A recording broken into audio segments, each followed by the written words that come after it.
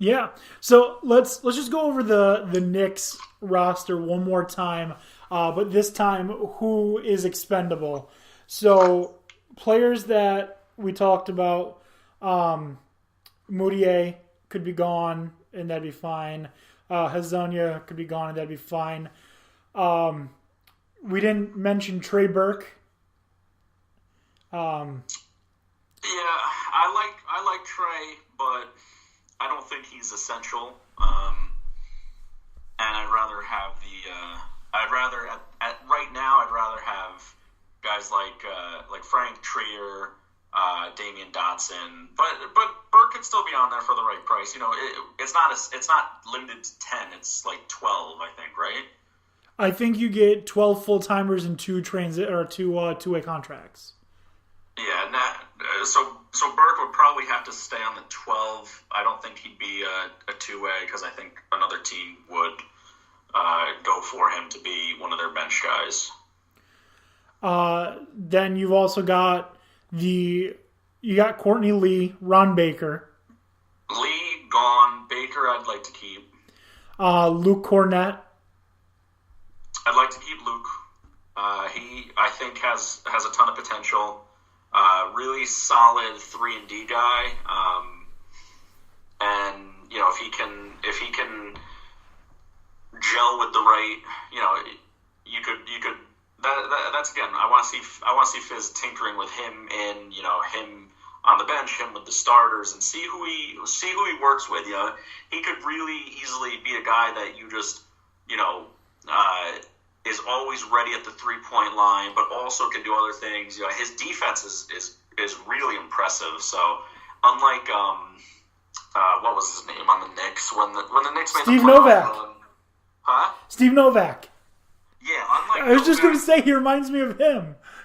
Well, unlike Novak though, he is actually a really good defender, Cornette. So Novak was the poor man's Kyle Korver. Yeah. Novak could hit a ton of threes, but his defense was suspect, and that was really all he could do. Right. Cornette, I think, has a lot more potential than that. He seems to hit the three on command. His defense, he led.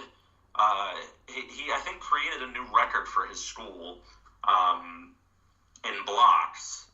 So he's definitely a shot stopper. He's quick enough to be a decent perimeter defender. And then it looks like he might be a little bit more creative on offense. Like, he's not afraid to try some stuff down low. So I definitely want to see what he can do. Definitely someone you keep. Yeah, I would like to keep him, but I think he could also end up being a player that, you know, you could use in a trade to really help bolster your team. Kind of like Willie Hernan-Gomez should have been. Because Willie Hernan-Gomez was playing lights-out basketball one season, and the next, he's terrible, and then he gets traded away for peanuts. Yeah. I think Cornette has more potential than Hernan-Gomez, and he's someone I'd like to see them keep because I really think he could become, you know, I'm not going to say he could become like a star or anything, but he could. I see him becoming a really solid player that can start or come off the bench depending on your lineup. And you know, certainly like any young guy has potential to become an all-star. He could become, you know, Kevin Love or something. But I think I really see him as a solid rotational player that you have on a nice contract and is just a really nice piece that is kind of, he's a plug-and-play type of guy. Like, you can play him with a lot of other players. He can play with, like, Trier and be a kick-out guy. You know, he can probably run the pick and roll with Frank a little bit or set up and do some screens and then get himself open, get other guys open. So he's a guy I like to keep because of that versatility. Simply because of his potential. Well, then what I've seen from him, you know, it's not all potential. It's also, you know, he plays good defense. He shoots the three. So I think at minimum he's a solid 3-and-D guy, and you know, at realistic maximum he's just a really solid rotation guy that you don't want to lose. You don't want to lose guys like that. Those guys are glue because they can play with anybody. They're not selfish. They're just solid on both ends of the floor and really help, especially if your main guys are cold or something. Exactly. So I personally, I don't know if you remember, I was a fan of his last year. I liked him a lot. I would like to keep him. But if he's the piece that, ends up, being part of a blockbuster trade to get, I don't know, someone of the talent like Jimmy Butler. I'm not going to say Jimmy Butler necessarily. But if he is the piece that's holding up getting a marquee player, like Zach LaVine, whatever. I'm not so attached to him that he's not worth Zach LaVine. Right. I mean, like a realistic trade scenario would be like sending him and Tim Hardaway Jr.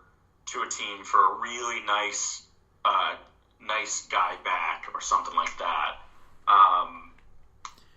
And yeah, I'm not opposed to that either, so long as the payoff is worth it because of that glue factor, that seriously good potential he's got. Like right now, I value him over Baker, over Burke, over probably over Dotson right now. Depending on what he shows. I'm not a fan of Dotson so much. He's all right. But the players that I've really been impressed with have been Trier and Vonleh. Yeah, Vonleh, I'm hoping this isn't just like a flash in the pan, because it's not like he's that young. He's played for other teams, and he hasn't been anything too special. He's definitely been playing with some fire, which I really like seeing. So if he keeps that up all season, then yeah, I definitely want him back at a reasonable price. I mean, in the first quarter of the game the other day, didn't he have like 9 rebounds and 9 points?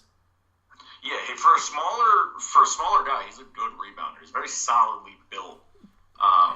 He's like a brick house kind of guy.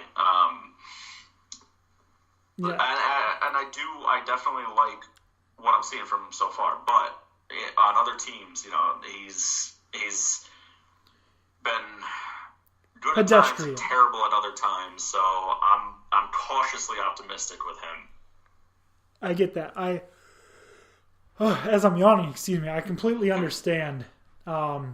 So I'm excited to see where this Knicks team can go, who they're going to try and attract in free agency. I don't know who I would want the Knicks to go out and get, but hearing the names KD, Kyrie, John Wall, that's all real nice. But yeah. So we'll see what that leads to.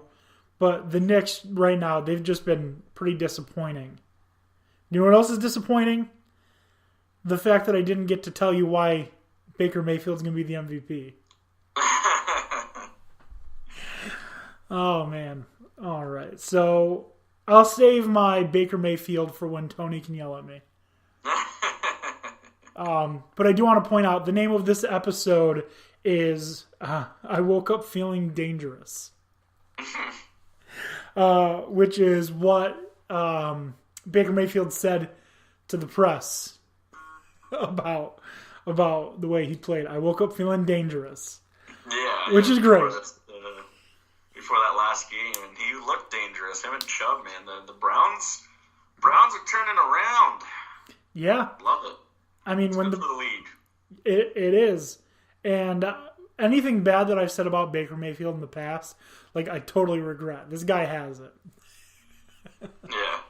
He's got that it factor that everyone talks about. He's got it.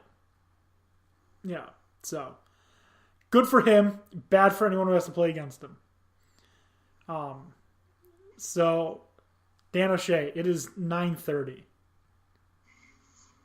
We've been talking nonsense for the last 2 hours. I think it's time we call it quits and give the listeners some reprieve from my terrible voice and the depression that is the Nets I'm sorry, not the Nets. The Jets, the Knicks, and the Giants. All right. I do have a This Week in Sports History, though. Okay. And this one I did not get from onthisday.com for the first time since we've started doing the This Week in Sports History. This one comes from Facebook. A reminder that 5 years ago, November 13th, 2013, former Dallas Cowboy and Chicago Bear wide receiver Sam Hurd is sentenced to 15 years in prison for drug smuggling, with intent to sell, etc. Yep, so he's only got 10 more years to go. Third of his sentence done. He's still in prison. Only 10 more years. Only 10 more years. All right. Dan, it's been a lot of fun. We had a lot more that we could have talked about, but somehow we filled up, like I said, 2 hours with nonsense. All right. One quick thing to note, Le'Veon Bell missed the deadline, is not eligible to play in 2018, and we had said the whole transitional tag and all that, so we're not going to talk about that again, like, ever, because that's stupid. I hate the franchise tag and all of that. Anyways. Can't wait for the lockout next year. Can't wait for the lockout. Exactly. The XFL can't come soon enough. That's right. You'll be watching all the XFL when there's a lockout next season. Exactly. All right. Make sure you check us out on Twitter. We're at Dan D'Antoni. On Facebook, Dan D'Antoni Sports. Send us an email, dandantonisports@gmail.com. Check out our website, dandantonisports.wixsite.com/Dan D'Antoni. So for Dan, not Tony, not the other Dan, have a good night.